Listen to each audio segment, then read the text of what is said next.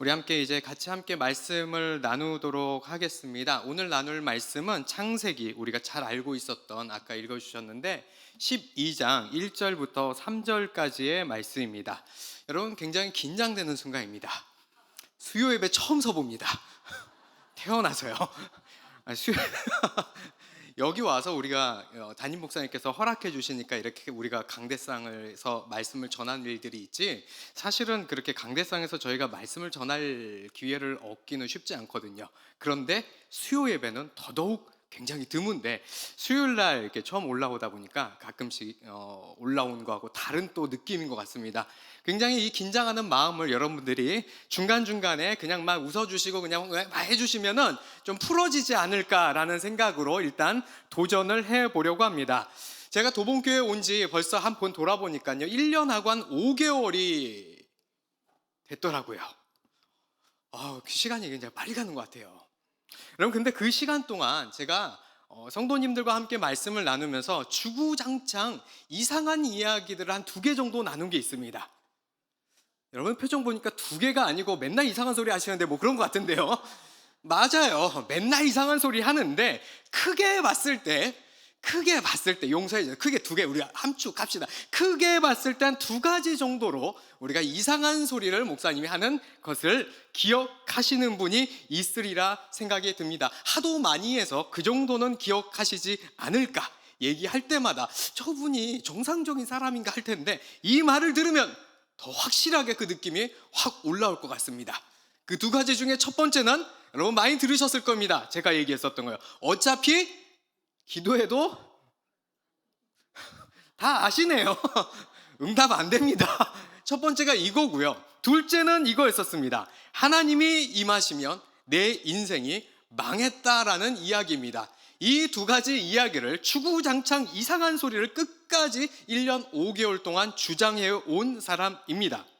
그래서 이 2가지를 1교구 안에서는요, 그냥 이해가 안 가면 암기 과목이라고 생각하시고 그냥 암기하시기 바랍니다 라고 이야기합니다. 왜 굳이 이렇게 이 이야기를 세게 하냐? 바로 이 지점부터 우리가 이 성경에 대한 오해가 시작될 때가 많이 있기 때문입니다. 이 빗나간 신앙이 바로 이 지점부터 우리가 오해로 출발하기 시작하기 때문이라는 것이죠. 그래서 이 2가지만 잘 암기해도 천국 입시 시험에 반은 먹고 들어가시는 겁니다. 그러니까 여러분들도 엔간해서는 잘 외워주시기 바랍니다. 그냥 답이라고 생각하고 외우세요. 내가 마음이 내키지 않든 내키든 그냥 답이 3번이라고 하면 3번인가 보다 하고 외우는 거예요. 자, 다시 첫 번째는 어차피 기도해도 응답은 안 된다고요. 2번째는 하나님이 임하시면 내 인생이 망한다는 것입니다. 자, 표정 보니까 역시 그럴 줄 알았습니다. 아무리 이렇게 얘기해도 어차피 기도해도 응답 안 된다고 계속 얘기를 하더라도요, 응답하실지 마실지는 아무리 하나님의 마음이지 우리가 결정하는 거 아니라고 얘기해도 결국 하나님이 스스로 하시고자 하는 대로 하실 뿐이지 우리의 기도를 통해서 마음대로 역사되는 게 아니라고 할지라도 기도하면 응답되지 왜 안 되나며 하는 표정을 가지신 분들이 있을 수 있을 겁니다. 그러면 그리고 또 이렇게 얘기하죠. 응답도 안 되는데 뭐하러 기도하냐? 라고 얘기합니다. 그래서 하나 더 말씀드립니다. 기도해도 어차피 응답 안 된다에는요, 세트입니다. 하나가 더 필요한데요, 이 세트까지 완벽하게 외워주셔야지 정답입니다. 바로 이건데요, 응답이 안 된다고 기도를 안 하는 사람을 불신자라고 합니다. 여기까지 외워주셔야 완벽한 세트입니다. 자, 다시요. 기도해도 어차피 응답은 안 된다. 하나님 본인 마음대로 하신다. 그렇다고 응답이 안 된다고 그러면 기도를 안 할래요 하는 사람이 바로 불신자다. 여기까지 외워주시면 첫 번째를 어느 정도 외우시는 것 같습니다. 하지만 또 이렇게 얘기하기도 합니다. 또 누군가는 하나님께서 No, 아니요, 안 돼 라고 하는 것도 응답 아닌가요? 라고 하시는 아주 수준 높은 고급 질문을 하시는 분들도 있습니다. 정답일까요? 네, 정답입니다. 하나님께서 응답이 안 된다고 했었을 때 여기서 제가 응답이 안 된다, 응답 안 된다 하는 그 응답은 우리가 흔히 응답 받았습니다 하는 그 응답 얘기하는 거예요. 뭐예요?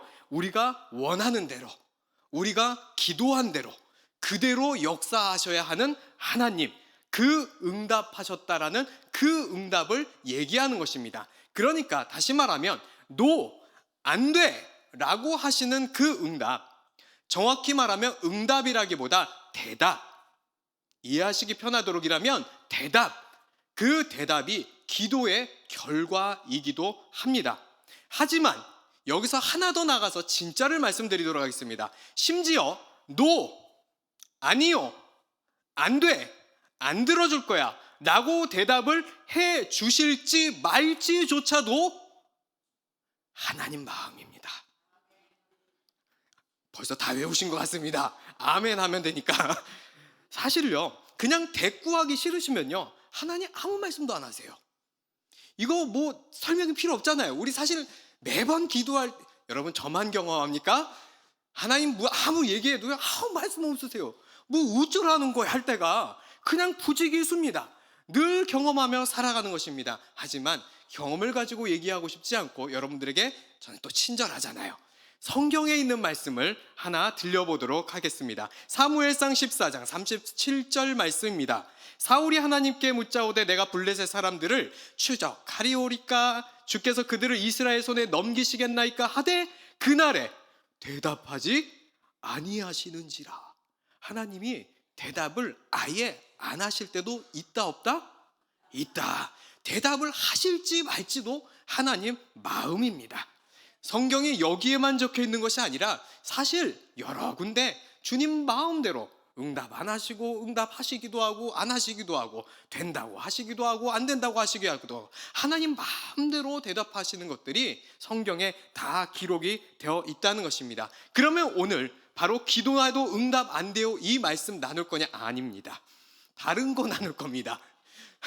새벽까지 고민을 했는데 어떤 말씀을 나눠야 될까? 기도에 대해서 말씀을 나눌까? 하나님의 임재에 대해서 나눌까 하다가 하나님의 임재에 대해서 나누기로 결정을 하고 오늘 그 포커스에 맞춰서 이 아브라함의 이야기를 나눠보려고 합니다. 그 결정한 이유는 말씀 마지막쯤에 나오지 않을까 싶습니다. 하나님께서 임하시면 그 인생이 망했다라고 하는 표현에 여기서의 망했다는 쫄딱 망해서 그지가 된다라는 것은 아닙니다.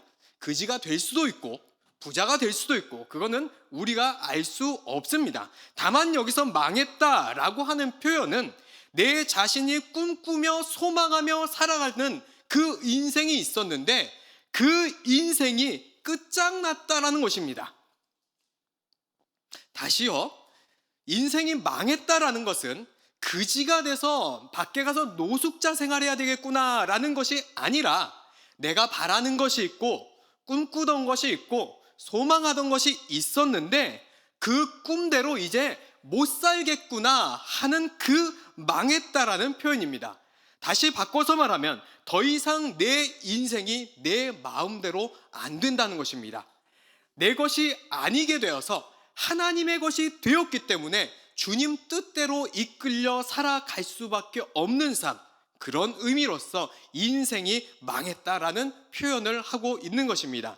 이것을 통해서 우리가 아브라함의 축복을 다시 한번 바라보도록 할 텐데요. 그 아브라함이 받은 복, 흔히들 우리가 얘기하는 아브라함의 축복이라고 얘기하는데 사실 이 말은 정확한 말이 아니라 아브라함의 복이 맞겠죠. 아브라함이 받은 복이 맞을 것입니다. 어쨌든 이 이야기를 같이 한번 나눠보려고 합니다. 여러분, 옛날 사람들이 우리 안에도 있으시죠. 이장님이 항상 생활하시던 그 시골 마을에, 여러분 그 옛날에는요 이장님이 온갖 것을 다 해줘야 됐다고 합니다. 저는 이장님을 경험해보지 못했습니다. 왜냐하면 서울 촌놈이거든요. 그래서 이 성도님들하고 어디 가면요 나무도 하나도 모르겠고 꽃도 하나도 모르겠고 이게 그거 같고 저게 그거 같습니다. 다 비슷합니다. 여러분, 저는 여태까지 아직도 전나무와 그 밤나무의 구별이 안 됩니다. 그냥 겨울까지 녹색입니다. 뭐 소나무 하나도 구분이 안 됩니다. 뭐 다 똑같이 생긴 것 같아요. 아무튼 그 이장님의 이야기를 찾아보면요, 이장님은 온갖 것을 다 해야 되는데요, 주민 대표도 해줘야 되고 어느 집에 변기가 고장나면 변기도 고쳐줘야 되고 배추가 안 뽑힌다 그러면 배추도 뽑아줘야 되고 통장이 정리가 안 된다 그러면 총장이 정리가 도 해줘야 되고 여러 가지 일을 해야 되는 것이 이장님의 역할이었다고 합니다. 그런 시대 때 살고 있었던 한 할머니가 실제로 있었던 일이라고 하는데요, 동사무소에 가서 무엇을 요청했다고 합니다. 뭐를 요청했냐? 우리 집에 TV가 안 나온다고, TV를 고쳐달라고 동사무소에 찾아갔다는 겁니다. 그래서 TV에 동사무소에서 일하고 있는 직원이 뭐라고 했겠습니까? TV가 안 나오면 전파사에 가서 고쳐달라고 해야 됩니다 라고 얘기했더니 할머니가 어떤 표정을 지었냐? 이해가 안 가는 표정을 지었다고 합니다. 아니, 동사무소는 주소도 고쳐주고 이름도 고쳐주고 TV도 고쳐주고 다 고쳐주는 것 아닙니까? 라는 표정으로 굉장히 당황을 해가지고 그 동사무소 직원이 집에 가서 그 TV에 전원을 꼽아줘서 틀어줬다고 합니다. 그러면 할머니만 그랬냐? 할아버지도 그랬다고 하죠. 할아버지는 어디를 찾아갔습니까? 어디를 찾아갔을까요? 경찰서를 찾아갑니다. 이유는 주민등록 등본을 떼어달라고 경찰서에 찾아갔다는 실화의 이야기입니다. 그래서 주민등록 등본을 당연히 뗄 수 없겠죠. 그러니까 할아버지가 이제는 경찰에게 화를 내기 시작합니다. 공무원이 일을 안 한다고 신고를 하겠다며. 우리 경찰 선생님이 굉장히 당황하지 아니할 수 없을 것 같습니다. 뭘 어쩌라는 건가? 왜 굳이 이런 이야기를 했을까? 여러분, 우리가 성령님, 그렇게 임재를 바라고 충만함을 바라는 성령님의 임재를 생각하며 성령님을 생각할 때 성령님께서 하시는 일에 대해서 모르다 보니까 우리 성령님 참 많이 당황하게 만들 때가 있다는 것입니다. 가서 TV 고쳐달라고 하고, 옛날에 그런 얘기도 있었어요. TV가 고장나면 어떻게 TV에 손을 얹고 안수하면 우리 성령님 TV도 고쳐주셔야 됩니다. 참 여러 가지 일을 많이 하셔야 되는데 성경에서 나오는 성령님의 일이 무엇인지를 먼저 우리가 나눠봐야 우리가 제대로 된 이야기를 할 수 있을 것 같습니다. 그래서 먼저 우리가 한번 생각해 볼 질문을 던져보겠습니다. 답하지는 않으셔도 됩니다. 여러분, 성령께서 하시는 일은 무엇일까요? 답하지 않아도 된다니까 역시 조용하시면서 속으로는 생각해 보셨죠?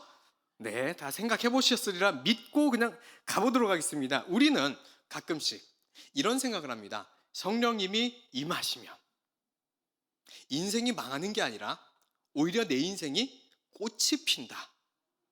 능력이 나타나고, 지금 이렇게 그냥 무심코 아멘 했다가 이따 어떻게 감당하시려고 아시잖아요. 일단 기본적으로 속이고 보는 거. 능력이 나타나고, 여기서 함정에 빠지시면 안 됩니다. 이거 부끄러울까 봐 미리 얘기할게요. 아멘 하시면 큰일 납니다. 능력이 나타나고 방언도 받고 기도에 힘이 생기고, 그래서 성령에 충만하면 기적과 능력 행함을 통해서 문제가 해결되는 그런 내 인생의 꽃핌이 시작되는 그런 느낌의 성령님의 임재하심을 우리가 느끼고 생각할 때가 많이 있어서 성령님을 임재하심을 날마다 그렇게 부르짖고 모든 예배마다 이름은 뭐다? 성령 대망회다, 임하시옵소서 하면서 열심히 기도한단 말이죠. 성령님이 뭐 하시는지 모르고 우리는 그렇게 열심히 외칠 때가 많이 있다는 것입니다. 그래서 오늘 그것을 한번 정확하게 찾아보려고 합니다. 성령께서 하시는 일은 사실 성경에 정확하게 적혀 있습니다. 어디 적혀 있냐? 여러 군데 적혀 있는데 몇 가지들을 찾아보도록 하겠습니다. 요한복음 14장 26절에 성령님의 하시는 일을 적혀 있는 것을 확인해 보겠습니다. 보혜사 곧 아버지께서 내 이름으로 보내실 성령, 그가 너희에게 모든 것을 가르치고 내가 너희에게 말한 모든 것을 생각나게 하리라. 성령께서 하시는 일은 예수님께서 이 땅에 오셔서 가르치셨던 모든 것들을 다시 생각나게 하시며 그렇게 살 것을 끊임없이 가르치시는 일이 성령님의 일이라는 것이죠. 그러면 여기서 끝이냐? 요한복음 16장 12절부터 14절 말씀입니다. 내가 아직도 너희에게 이를 것이 많으나 지금은 너희가 감당하지 못하리라. 그러나 진리의 성령이 오시면 그가 너희를 모든 진리 가운데로 인도하시리니. 그가 스스로 말하지 않고 오직 들은 것을 말하며 장래일을 너희에게 알리시리라. 그가 내 영광을 나타내리니 내 것을 가지고 너희에게 알리시겠음이라. 진리 가운데로 가르치시며 그렇게 살아가도록 인도하시고 예수 그리스도의 영광을 나타내는 것이 성령님의 일이라고 적혀 있는 것이죠. 방향이 슬슬 조금 다른 데로 가는 것 같습니다. 그러면 조금 더 다른 데임을 확실하게 나아가 보도록 하겠습니다. 요한복음 15장 26절도 이렇게 적혀 있죠. 내가 아버지께로부터 너희에게 보낼 보혜사 곧 아버지께로부터 나오시는 진리의 성령이 오실 때에 그가 나를 뭐해요? 증언하실 것이요. 성령님의 일, 예수 그리스도를 증언하는 것입니다. 그러니 예수 그리스도의 영광을 나타내고 증언하고 예수 그리스도를 증언하고 예수 그리스도의 영광을 나타내고 그것이 나타나도록 너희의 삶 가운데 가르치시고 인도하시고 이게 성령님의 역사라는 것입니다. 우리가 그토록 읽었었던 사도행전 1장 8절도 우리가 엉뚱한 단어에 우리의 시선이 꽂히면 안 됩니다. 유명한 얘기죠. 오직 성령이 너희에게 임하시면 너희가 권능을 받고 라고 할 때 우리는 권능을 받고 해야 아멘 해버려요. 그런데 그게 아니라 진짜 중요한 얘기는 그 다음부터입니다. 예루살렘과 온 유대와 사마리아와 땅끝까지 이르러 내 증인이 되리라. 성령님이 임하시면 어떻게 되냐? 임하게 된 그 사람이 그리스도를 증언하고 그리스도의 증인이 되고 그렇게 살아가도록 가르치시고 인도하시고 그게 성령님의 일이라는 것이에요. 그러면 이상하잖아요. 우리가 생각했었던 혹은 잘못 오해하셨던 분이 있다면 성령님이 임하시면 나에게 아까 권능이라는 단어에 집중해서 내가 능력을 받아서 기도의 능력도 생기고 응답도 받고 삶도 한번 힘차게 살아가고 이럴 줄 알았는데 관련이 있어요? 없어요? 없어요. 그러면 동사무소 가서 TV 고쳐달라는 게 돼버리고 마는 것이에요. 그러면 이상한데요? 이런 분들이 있을 수도 있어요. 능력 행함에 대해서 성경에 나오지 않았나요? 그래서 그 말씀도 같이 한번 보도록 하겠습니다. 오해는 확실히 풀면서 가는 것이 가장 좋기 때문입니다. 고린도전서 12장 8절부터 11절까지인데요. 제가 10절로 넘겼나 11절로 넘겼나 모르겠네요. 어쨌든 10절까지 읽어도 상관없는데 한번 쭉 보도록 하겠습니다. 어떤 사람에게는 성령으로 말미암아 지혜의 말씀을, 어떤 사람에게는 같은 성령을 따라 지식의 말씀을, 다른 사람에게는 같은 성령으로 믿음을, 어떤 사람에게는 한 성령으로 병 고치는 은사를, 어떤 사람에게는 능력 행함을, 어떤 사람에게는 예언함을, 어떤 사람에게는 영들 분별함을, 다른 사람에게는 각종 방언 말함을, 어떤 사람들에게는 방언의 통역함을 주시나니, 이렇게 적혀 있는 이야기들이 쭉 있죠. 그럼 목사님이 있는 것 같아요. 자, 있는 것 같은데요. 이 말씀의 핵심을 여기서 종료시키면 있는 것 같은 게 있는 것이다가 돼버리고 마무리가 돼요. 그래서 이 말씀을 끝까지 어떤 말씀인지 잘 봐야 하는 것입니다. 물론 이 구절은요, 성령의 은사의 종류에 대해서 설명해주는 구절이 결코 아닙니다. 이 고린도전서 12장은요 12장만 갖다 놓고 은사장이다 라고 보면은 사도 바울이 울면서 나의 뜻을 이해하지 못하는구나 할 거예요. 그 이야기는 13장까지 이어지고 11장부터 시작되는 전반적인 스토리의 중간에 있는 이야기입니다. 아무튼 그런 종류를 이야기하는 구절은 아니지만 우리가 찾고 있었던 단어들과 내용이 나왔으니까 일단 이 구절을 한번 보도록 하겠습니다. 그런데 이 구절을 봤었을 때 어떻게 봐야 할까요? 뭔가 앞에서 이야기했었던 성령님들의 모든 다른 성경에 나왔던 이야기들과 조금 동떨어진 것 같은 이 이야기를 봐야 하는 방법, 그 정답은요 간단합니다. 너무 어렵지 않습니다. 이 구절을 우리 식대로 우리가 원하는 대로 나왔다 드디어 단어 아멘 이게 아니라 성경 밖에서 해석하지 않고 성경 안에서만 받아들여야 한다는 것입니다. 이게 무슨 소리냐면요, 지금까지 계속해서 성경에서 이야기하고 있었던 그 성령에 대한 이야기와 예수 그리스도의 선포하시는 메시지들을 통하여 이 성령이 하시는 일이 무엇인지를 해석해야 그것이 오해가 없을 수 있다는 것입니다. 그렇게 보면 단순히 이것은 성령이 임하시면 이런 능력이 나타나서 내가 능력을 행하면서 살아가는 그것에 의미를 두는 것이 전혀 아닌 게 돼요. 다시 말하면요, 이 말씀들은 나의 삶 가운데 능력을 나타내며 그 능력을 소유한 삶, 그것이 아니라 아까부터 얘기했었던 그리스도를 증언하며 그리스도를 증거하며 그렇게 살아가게 만드시는 그 힘, 그 안에서 해석이 돼야지만 제대로 이 말씀이 해석이 된다는 것입니다. 그렇게 해석하자면 쉽게 말씀드리겠습니다. 바로 이 말씀입니다. 이 성령의 능력이, 성령의 나타나심이 나의 문제 해결, 나의 기도의 응답, 그것이 아니라 이 능력을 통해서 그리스도가 증거된다는 것이에요.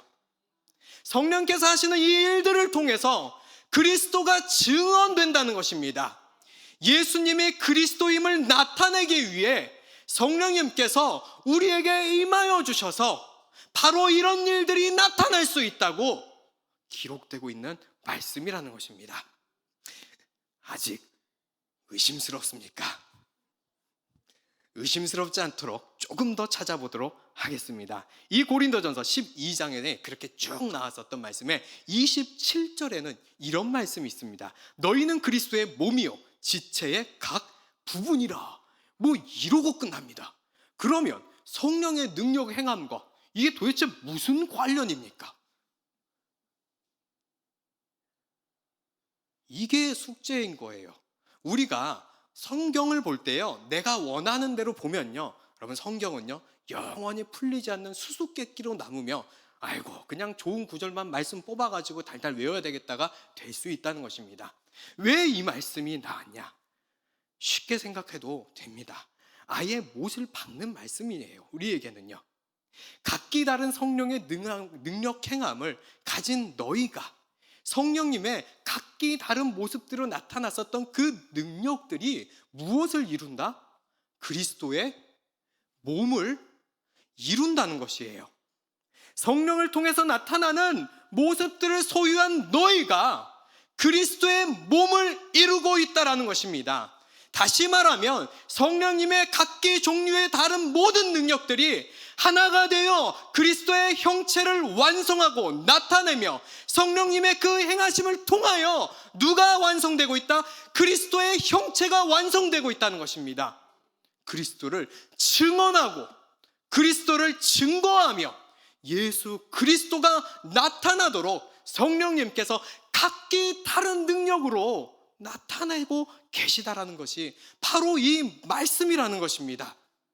그럼에도 불구하고 여전히 우리의 마음 가운데 시원하지 않은 분들이 있을지 모릅니다. 그 미심쩍은 말씀들, 마음을 우리 깨끗하게 정리하기 위하여 아주 결정타로 하나 찾아와 보도록 할 텐데요, 성령님이 임하시면 우리가 능력을 받아 기도에 응답받고 소망하는 것을 기도할 때 막 기도하면, 옛날에는 응답 안 됐는데 성령 받았더니 역시 옛날에 1시간 기도도 힘들었는데 2시간도 되고 3시간도 되고 10시간도 돼서 열심히 기도했더니 응답을 받았다 라는 느낌을 가지고 있다면 이 말씀이 상당한 도움이 될 것 같습니다.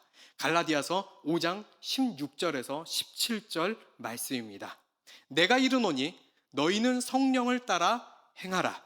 그리하면 육체의 욕심을 이루지 아니하리라. 벌써 이상합니다. 육체의 소욕은 성령을 거스르고 성령은 육체를 거스르나니 이 둘이 서로 대적함은 너희가 원하는 것을 하지 어떻게 해요? 잘 읽으시죠? 한글요. 하지 뭐라고요? 못하게 하려 함이니라. 너희가 원하는 것을 이루게 하려 함이니라고 적혀 있나요? 못하게 하려 함이니라. 이거 처음 오시나요 혹시? 이 말씀에 모든 답이 있습니다. 더 이상 어떠한 설명도 사실 필요가 없을 것 같습니다. 그동안 우리 성령님 많이 당황하셨을 것 같습니다. 차에 손을 얹고 기도를 하질 않나. 열심히 우리나 성령님을 오해하면서 그냥 우리 동네 이장님 이것도 해주시고 저것도 해주시고 불쌍히 여겨서 해주실 때도 있겠지만 많이 당황하셨을 것 같습니다. 우리가 이 성령님의 하시는 일을 이 시간 우리가 다시 기억했으면 좋겠습니다. 그래서 아까 이야기한 겁니다. 우리는 우리가 원하는 것을 이루고 그 꿈과 소망을 성취하고 싶은 마음이 누구에게나 있는데 성령님이 임하시면 오히려 육체의 소욕, 우리가 바라고 꿈꾸고 소망하는 것을 이루지 못하게 한다. 서로가 서로를 거스르게 만드는 성령님의 역사가 우리 가운데 임하시기를 원하십니까? 조용하시는군요. 어쩌면 이게 사실 우리의 정직한 마음일지도 모를 것 같습니다. 자, 이 기본적인 마음을 가지고요, 오늘의 이야기였었던 아브라함의 이야기를 나눠보려고 합니다. 이 이야기가 없다면 아브라함의 이야기를 제대로 이해할 수 없을 것 같아서 이 이야기를 같이 나눈 것입니다. 여러분, 우리가 아브라함을 축복하면 먼저 떠오르는 것이 어떤 느낌이냐면 보통 좋은 느낌이 떠오릅니다. 아브라함처럼 꿈꾸고 기도하고 아까 성령님 생각하는 것처럼요. 그래가지고 그게 이름이 창대해지고 복도 누리고 풍요로워지고 이런 느낌이 우리 안에 사실 많이 있습니다. 그런데 우리는 감사하게 그래도 우리가 그것이 아니라는 것을 담임 목사님 통해서 여러 번 듣기도 했었습니다. 그런데 이 말씀의 진짜 핵심은요, 아브라함이 받은 하나님의 복이 주고 싶었던 메시지는 아브라함의 꿈을 하나님의 꿈으로 바꾸시며 아브라함의 꿈으로 이끌어가려는 삶이 아니라 하나님의 꿈으로 이끌어가게 되는 그 삶의 이야기가 기록된 말씀이 아브라함의 복에 대한 이야기라는 것입니다. 여러분, 혹시 아시고 인지하고 계시는 분들도 계시겠지만 아브라함은요, 자신이 꿈을 꾼 적이 없습니다. 놀라지 않는 거 보면 모두가 알고 계시는 사실이라고 생각됩니다. 창세기 15장 5절 말씀에 우리가 잘 알고 있는 그 말씀이 나오죠. 그를 이끌고 밖으로 나가 이르시되 하늘을 우러러 무뼈를 셀 수 있나 보라. 또 그에게 이르시되 내 자손이 이와 같으리라. 그를 이끌고 라고 나와 있어요. 아브라함이 지발로 나간 게 아니라 이끌려서 야 좀 나와봐라 해가지고 자기가 나간 거예요. 그리고 나서 하늘의 무뼈를 지가 본 게 아니라 하나님이 야 좀 쳐다봐 라고 해가지고 아브라함이 하늘의 별을 쳐다본 거예요. 그리고 나서 누가 얘기하고 있어요? 하나님이 이야기하고 있습니다. 이 이야기가 어디서부터 시작되고 있냐면 15장 바로 앞에 있었던 3절과 4절부터도 명확하게 나타나요. 3절과 4절 한번 보도록 할까요? 아브라함이 또 이르되 주께서 내게 씨를 주지 아니하셨으니 내 집에서 길린 자가 내 상속자가 될 거니나 야훼의 말씀이 그에게 임하여 이르시되 그 사람이 내 상속자가 아니라 내 몸에서 날 자가 내 상속자가 되리라 하시고 그를 이끌고 밖으로 나가서 하늘의 별을 보라고 한 거예요. 누가 말씀하고 계셔요? 야훼가. 지금 아브라함이 하나님에게 나의 꿈을 소개하면서 얘기하고 있어요? 아니면 아브라함에게 하나님이 자신의 꿈을 아브라함에 소개하고 있습니까? 하나님이 자신의 꿈을 아브라함에게 소개하고 있는 것입니다. 나에게 꿈이 있는데, 나에게 계획이 있는데 내가 너를 통하여 이런 계획이 있고 이런 꿈이 있어. 아브라함아, 내가 이런 꿈을 꿨다. 너를 통해서 이런 일을 하려고 말이야. 아브라함은 그 하나님의 꿈을 받아들이고 하나님의 꿈을 따라 살아야 하는 것이구나 라고 생각을 한 것입니다. 그러니 아브라함이 자기가 혼자 나가서 마음대로 꿈을 꾸면서 내 멋대로 살아야 될 때가 아니라 아브라함의 꿈이 오히려 지금 하나님의 꿈으로 대체되고 있는 장면이 바로 이 장면이라는 것입니다. 우리가 이것을 제대로 생각하고 인지해야 하지만 정말 하나님께서 주어주셨던 이 말씀 속에 있는 숨은 뜻을 조금 더 깊이 묵상할 수 있을 것 같습니다. 어느 날 갑자기 잘 살고 있었던 아브라함에게 하나님이 임하셨습니다. 그리고 다짜고짜 그렇게 말씀하신 거죠. 오늘 본문이었었죠. 야훼께서 아브라함에게 이르시되, 창세기 12장 1절부터 3절이죠. 너는 너의 고향과 친척과 아비 집을 떠나 내가 내게 보여줄 땅으로 가라. 내가 너로 큰 민족을 이루고 내게 복을 주어 내 이름을 창대하게 하리니 너는 복이 될지라. 너를 축복하는 자에게는 내가 복을 내리고 너를 저주하는 자에게는 내가 저주하리니 땅의 모든 족속이 너로 말미암아 너 복을 얻을 것이라 하신지라. 여러분, 이렇게 다짜고짜 하나님께서 아브라함에게 나타나신 겁니다. 여러분, 아브라함에게 하나님께서 임하셨다는 것은 어떤 뜻이라고요? 인생이 아직도 못 외우신 것 같습니다. 인생이 망한 거다. 지 꿈대로 못 산다. 이제는 하나님의 꿈대로 살아야 된다는 것입니다. 그래서 지금 우리가 목격하고 있었던 이 장면은 우리가 우와, 굉장히 신비롭고 하나님 놀라워요. 어떻게 이렇게 아브라함에게 임하시죠? 하면서 우리가 맨날 기도할 때도 있었잖아요. 하나님, 그 아브라함의 축복과 임하심을 나에게 임하여 주시옵소서. 이런 장면으로 생각할 때가 있는데요, 냉정하게 잘 보도록 하겠습니다. 이 말씀을 냉정하게 보면 지금 이 아브라함, 난데없이 자기 집에서 쫓겨나는 장면을 보고 계시는 겁니다. 잘 살고 있는 그 집에서 하루아침에 갑자기 쫓겨나고 있는 거예요. 이거 뭐 감격스러운 장면으로 우리가 볼 때도 있었지만 그것이 아니라 멀쩡히 살고 있었던 집에서 이유도 모르는데 갑자기 쫓겨나고 있는 것입니다. 지금 표정들 보니 남 얘기하라고 생각하며 아브라함이야 뭐 그렇게 되든가 말든가 나랑 상관없다라는 표정으로 짓고 계시는데, 조금 더 감흥을, 그런 눈빛을 가지고 있었던 여러분들, 혹시 그럴지도 몰라요. 뭐 그냥 상관없어요, 여전히 난 아브라함의 복 좋아요, 이러신 분들이 계시고 아멘 하시고 계신 분이 계신다면 말 나온 김에 여러분 옆 사람에게 한번 축복하는 시간을 가져보도록 하겠습니다. 옆 사람에게 이렇게 축복하겠습니다. 오늘 집에 돌아가서 집문서를 팔아 가난한 자에게 나누어 주고 아프리카 소말리아로 떠날지어다. 자, 옆 사람에게 한번 축복 한번 인사하도록 하겠습니다. 아브라함의 축복 한번 서로 우리에게 혹시 원하시는 분이 계시면 끝나고 나서 저희가 안수해 드리도록 하겠습니다. 더 뜨겁게 원하시면 우리 교육자들 함께 모여서 가운데 놔두고 한마음 한뜻으로 뜨겁게 기도해 드리겠습니다. 집 다 싹 날아가고 소말리아, IT, 시리아 고르세요. 뭘로 기도해 드릴까요? 정말 뜨거운 마음으로 우리가 금식하며 기도해 드리도록 하겠습니다. 여러분, 이게 지금 아브라함이 보고 있는 이 장면이라는 것이에요. 그런데도 우리 마음속에 가끔 그런 생각할 때가 있을지도 모르겠습니다. 그래도 아브라함의 결국은 복을 받아서 풍요를 누리지 않았습니까, 목사님? 네, 기도해 드리겠습니다. 끝나고 앞자리로 나오시면 소말리아, IT, 시리아 어디에 하시면 좋겠습니까? 뭐 수단도 괜찮습니다. 아프리카 수단 괜찮습니다. 그 네 가지 중에 골라주시면 제가 뜨겁게 기도해 드리도록 하겠습니다.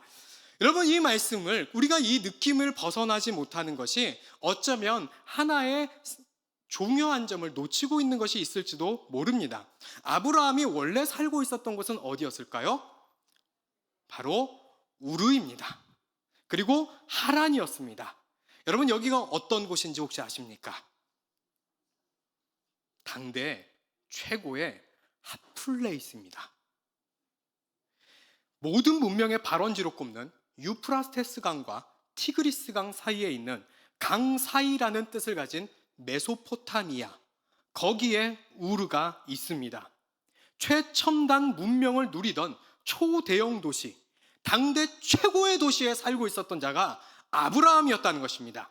우리말로 따지면 청담동, 압구정, 아니 뉴욕 맨하탄 한복판에 살고 있었던 사람이 아브라함이라는 것입니다. 여러분, 그렇게 생각하면 이상하다는 생각이 이제 들어야 할 것입니다. 아브라함의 축복, 뭔가 별과 같은 후손을 누리고 복을 받고 풍요롭게 사는 것이 막 그런 것이 아브라함의 축복이라고 생각했다면요, 아브라함은요 안 떠나고 그냥 거기 살면 돼요. 거기 자체가 풍요롭고 거기 자체가 최고의 도시였던 것입니다. 그런데 떠난 그곳은 어디입니까? 이제는 하도 척박해서요 비도 안 옵니다.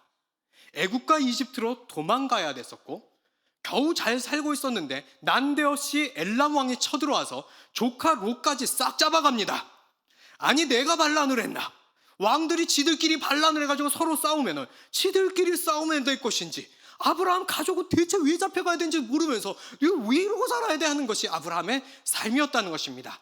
그래서 우리가 그토록 기다렸던 나중에 아브라함이 풍요로워졌다는 장면이 나타납니다. 좀 살만해졌죠. 하지만 아까 이야기했었던 우르와 하란을 생각한다면 바로 이런 장면입니다. 여러분, 삼성전자 주식을 10만 원 주고 샀는데 1만 원까지 떨어졌습니다.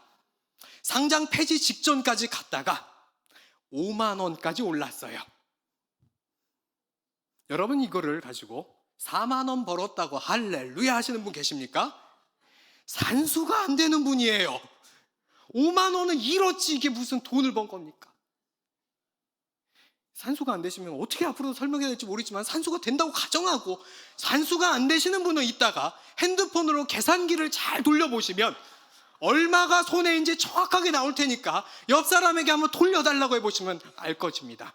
뉴욕 맨하탄 청담동 타워 팰리스 120평 아파트 살고 있다가 갑자기 난데없이 소말리아로 쫓겨났는데 거기서 죽을 고생하다가 마침내 드디어 실평수 18평짜리 빌라에서 살게 되었다. 여러분, 아브라함의 복, 아름다운 밤입니다. 모두가 누리시길 원하십니까? 생각해보면 이게 대체 무슨 복이냐 싶은 이야기예요. 그런데요, 이것이 바로 하나님께서 이끄신 아브라함의 삶이고, 이것이 바로 하나님께서 아브라함에게 주고 싶으셨던 복이라는 것입니다. 그럼에도 불구하고 이것이 복이 아닌 것 같은 느낌을 갖는 것은 어쩌면 우리가 아브라함의 복에 대한 초점이 풍요, 이름의 창대함, 인생에 있어서의 성공, 열심히 기도해서 응답, 이런 쪽에 포커스가 맞춰져 있기 때문에 이 아브라함이 복이 어쩌면 이상하다라고 느껴질지 모르겠습니다. 다시 한번 본문을 잘 살펴보도록 하겠습니다. 본문에 이렇게 나와 있죠. 야훼께서 아브라함에게 이르시되 너는 너의 고향과 친척 아비집을 떠나 내게 보여줄 땅으로 가라. 다음에 어떻게 돼 있나요? 내가 너로 큰 민족을 이루고 내게 복을 주어 내 이름을 창대하게 하리니 너는 복이 될지라. 너가 복이 될 거라는 것입니다. 너를 축복하는 자에게 내가 복을 내리고 너를 저주하는 자에게 내가 저주하리니 땅의 모든 족속이 너로 말미암아 복을 얻을 것이니라 라고 이야기하고 있다는 것입니다. 그러니까 말씀을 다시 잘 살펴보면요, 아브라함의 복은 우리가 생각하는 어떤 풍성한 은혜를 누리며 복을 누리면서 살 거라는 이야기가 없다는 것입니다. 아브라함에게 복을 주기는 줄 건데 네가 받는 복은 복을 네가 누리는 게 아니라 너로 인하여 모든 민족이 복을 받게 하겠다는 그 복이라는 것이에요. 다시요, 아브라함에게 복을 주긴 줄 건데 그 복은 뭐냐면 너 자체가 복이 되어서 복을 누리는 자는 너의 후손과 너의 주변에 있는 다른 민족들이 복을 받아 누린다는 이야기가 오늘의 이 말씀이고 아브라함의 복이었다는 것입니다.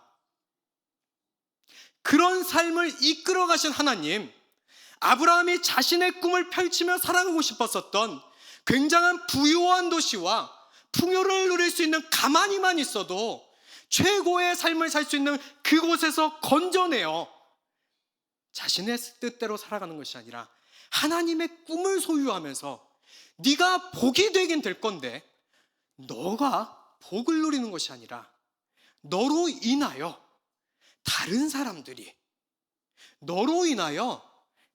사람들이 복을 받게 될 거다라는 이 하나님의 원대한 꿈이 아브라함에게 심기는 장면이 바로 지금 우리가 보고 있는 이 아브라함의 축복의 장면이라는 것입니다. 그렇다면 이 말씀을 왜 오늘 선택하며 나누고 싶었을까요? 어느 날 제가 만나교회, 여러분 만나교회 다 아시죠? 그 앞을 지나간 적이 있었습니다. 그런데 그 교회에는요, 마치 현수막처럼 아주 크게 걸려있는 캐치프레이즈, 큰 글자로 써져 있는 캐치프레이즈를 보신 분이 있을지 모르겠습니다. 거기에는 변하지 않게 늘 같은 이야기가 적혀 있습니다. 그 글귀는 바로 교회가 이 땅의 소망입니다 라는 글입니다. 여러분, 이 말을 들으시면 어떤 생각이 드십니까? 동의하십니까? 여러분, 교회가 소망이라면 이 땅에 소망이 없는 것 같습니다. 안 그러세요? 나 자신을 봐요. 여러분, 나 자신이라고 하니까 별로 감흥이 없는 것 같아서 옆 사람 얼굴 보도록 하겠습니다. 소망이 있습니까? 없는 것 같잖아요. 말을 못 하겠죠. 다 그런데 표정으로 나타납니다. 우리가 우리 자신을 보면요, 교회가 소망이라면 이 땅에 소망 없습니다. 그런데도 그곳에 교회가 소망이라는 글귀가 적혀 있는데요, 이 글귀를 어떻게 본다면 이렇게 큰 글씨로 걸어놓은 것을 보면은 때로는 이렇게 생각할 수도 있을 것 같습니다. 어쩌면 참으로 교만하고 건방진 말이지 아니할 수 없다. 하지만 저는 그 글을 보는 순간 참으로 교만한 말이구나라는 그 표현이 나쁜 표현으로 나온 것이 아니라 정말 피식 웃으면서 그 좋은 의미로서의 참으로 교만한 말이구나 라고 말할 수밖에 없었습니다. 왜냐하면 그 당돌한 글귀 속에 숨겨진, 그 속에 숨겨놓으신, 진짜 의미를 숨겨놓으신 김병삼 목사님의 마음이 웃게 만든 것 같습니다. 여러분, 교회가 소망입니까? 아니요, 교회는 소망 아닙니다. 이 땅의 소망은 오직 예수 그리스도만이 소망입니다. 예수 그리스도 외에는 그 어떠한 것도 진정한 소망이 될 수 없는 것입니다. 하지만 이 말이 진짜 그 글귀 속에 숨겨진 비밀이라는 것입니다. 교회가 소망, 그것이 될 수 있는 유일한 방법 딱 하나밖에 없습니다. 그것은 교회가 예수 그리스도가 되는 것입니다. 예수 그리스도의 삶을 살아가는 것, 교회인 우리가 이 땅의 소망이신 예수 그리스도의 삶을 살아내는 것, 그것이 교회가 이 땅의 소망일 수 있는, 그리고 교회가 이 땅의 소망일 수밖에 없는 이유가 될 거라는 것입니다. 여러분, 정말 우리가 교회가 이 땅의 소명을 감당해야 된다면 우리가 다른 것이 아닌 나 자신이 예수 그리스도의 삶을 살아내야 한다는 것을 잊지 않기를 소망합니다. 예수 그리스도께서 이 땅에 오신 크리스마스가 있는 이 12월, 사실 이 아브라함의 복을 통하여 생각해 볼 말씀이라고 생각하여 이 말씀을 나누게 되었습니다. 꿈꾸고 소망하는 것들을 풍성히 받는 것으로 생각했었던 이 아브라함의 복이 사실은 아브라함을 통하여 아브라함의 복을 받는 것이 아니라 아브라함의 후손과 아브라함의 주변과 아브라함의 이웃과 모든 민족의 복을 받아 누리게 했던, 그 소망이 되게 했었던 아브라함을 향한 하나님의 꿈, 그 꿈이 우리가 됐으면 좋겠다는 것입니다. 우리가 이 예수 그리스도의 오심을 기념하는 신자들이 살아내야 할 모습 아닐까요? 절망밖에 없었던 이 땅에 예수님이 오심으로 말미암아 어두웠던 이 땅에 소망과 희망이 되셨던 것처럼 예수 그리스도를 마음에 모시고 사는 우리가 이 12월 어두운 세상, 경제가 힘들다, 안보가 힘들다, 어디를 봐도 힘들다, 무릎도 아프고 허리도 아프고 자도 잔 것 같지 않고 뉴스를 보면 더 힘들고 갔더니 여기도 아프고 저기도 아프고 어떻게 보면 힘겨워 지쳐 있는 것 같은 이 세상 속에 여러분, 우리 교회가, 그리고 교회인 우리 성도님 한 분 한 분이 소망이 되어주는 삶을 살아갔으면 좋겠습니다. 아브라함의 복을 꿈꾸셨으면 좋겠습니다. 가난하고 억눌린 자에게 숨쉴 공간을 내어주시고 죄인과 부족한 자에게 친구가 되어주셨으며 고아와 과부를 외면하지 않고 돌아봐 주시고 함께 울고 따뜻한 손길을 내어주셨던 그 예수님, 그 예수님이 오신 이 12월을 기념하며 그 예수님의 삶이 나의 삶이 되기를, 아브라함의 복과 같이 내가 복을 받아 누리는 나에게 꽂힌 신앙이 아니라 나로 인하여 내 주변이 복을 받아 누리게 되는 그 삶, 모두가 그 하나님의 꿈을 소유하는 우리 모두가 되기를 정말로 소망하고 간절히 부탁드립니다. 우리 그렇게 한번 이 12월 살아가며 뭐 하나 실천하며 아픈 자를 찾아가서 함께 울어줄 수 있는 우리 모두가 되시기를 예수님의 이름으로 부탁을 드립니다.